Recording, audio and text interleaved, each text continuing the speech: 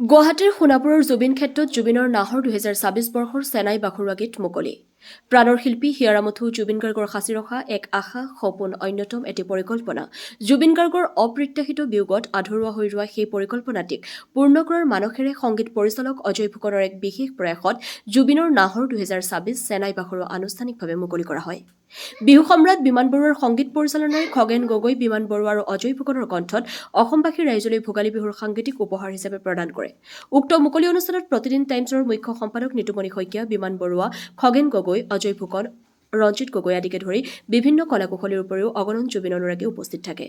চাওক গুৱাহাটীৰ পৰা বিশ্বজিৎ চাহাৰ বিশেষ প্ৰতিবেদন AIN লাইভ। আৰু সকলোখিনি ৰাইজক আমি আন্তৰিক শ্ৰদ্ধা নিবেদিছো।